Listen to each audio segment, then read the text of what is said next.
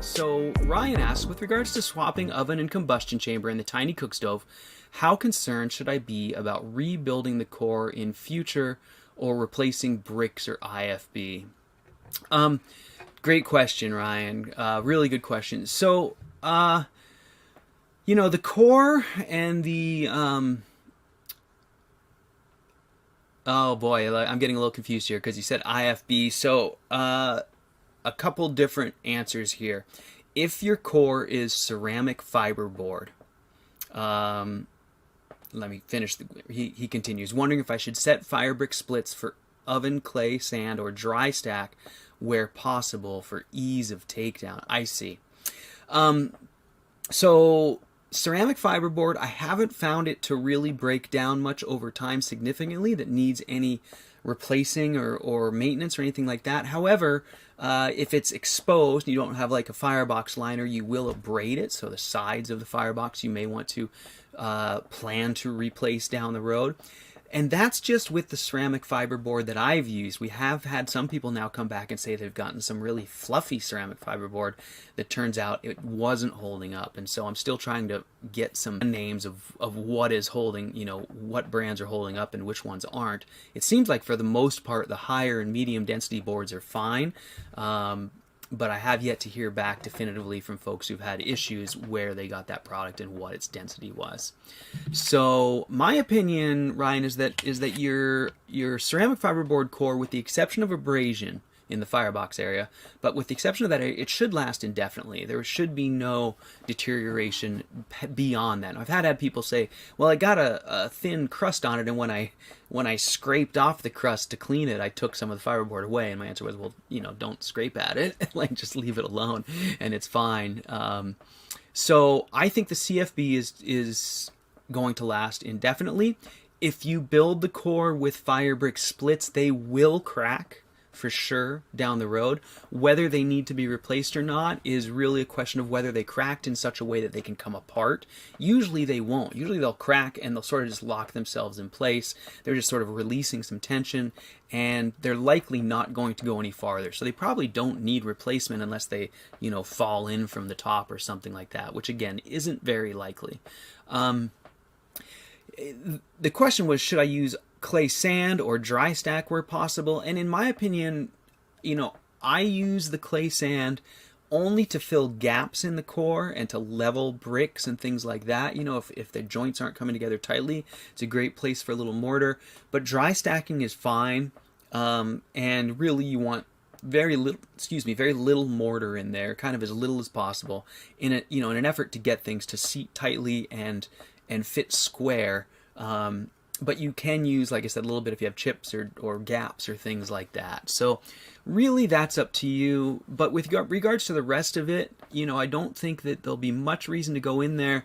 However, since you're building a cook stove, and I think, Ryan, now that I'm thinking about it, I do remember you have a unique build, so your top might be more difficult to get in than a normal one. Normally the tops it's pretty easy to go in either through the glass, or even if you have a big top, just lifting the whole big top, or maybe making that top in sections so you can lift a section.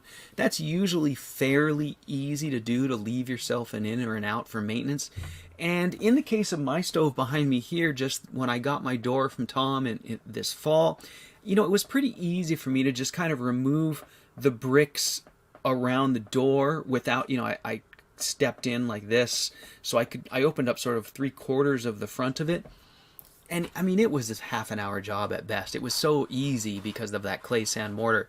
Could just tap them with a hammer and pull the bricks out one by one without really jarring the whole build. So I think I just encourage you to, while you're building it and on your first build, it's really, easy to be like, oh boy, I'm never getting in here again. But after you've had it for a year or two, you'll realize that one, you probably do want to make some changes now and then, and you'll probably, once you get there, be like, oh, that's no big deal. But I think more than anything, you just get comfortable with it, and you're like, oh yeah, it's fun to dive into, and let's dig in there. So I don't worry too much about that. And then David Swanson has great input. And he says Permatex muffler and tailpipe sealer can repair cracked fire bricks. So that's excellent information, David. And you've told me that before, and thank you for sharing it again. So if you do get cracks in bricks in an area where you think it might be a problem, some of that Permatex muffler and tailpipe sealant can be used to seal those gaps and stick things back together, and that will really probably give you a little more confidence going forward.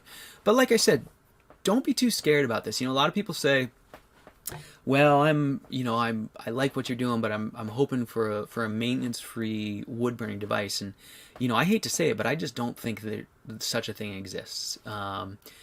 Big masonry heaters, little masonry heaters, rocket stoves, fire, wood stoves, metal box stoves, all of them go through such great heating cycles and such great stress that they really, everything's going to need maintenance at some point. So, I encourage you to just get comfortable with working with the bricks. That's why I stress so strongly the clay sand mortar, and it's been a bit of a battle to get here to where we now, we're starting to get enough acceptance that people go, oh, right, I get it, clay sand mortar, because for a long time, for many years, people would say, oh, but that doesn't seem strong enough. I'm going to get this fireplace mortar. And, I got to the clay sand mortar opinion through trial and error and by trying real mortar. And every time you use real mortar, you'll be disappointed because it will crack. You will have to take things apart, and then you have a real mess and a real difficult time fixing it. Cracks get bigger and just stay bigger. With the clay sand mortar, if and when you get a crack, you can just wet it down and seal it right back up again with your finger just by tucking and pointing. So just some input there, voice of experience, just a lot of trial and error. It's very easy to get in and out of. Don't be too scared of it. Don't build it like you're never going to get into it. Again, like that's, in my opinion, that's a mistake, is to agonize the details so much that, that getting in there is going to break your heart, because you probably will have to get in there at some point.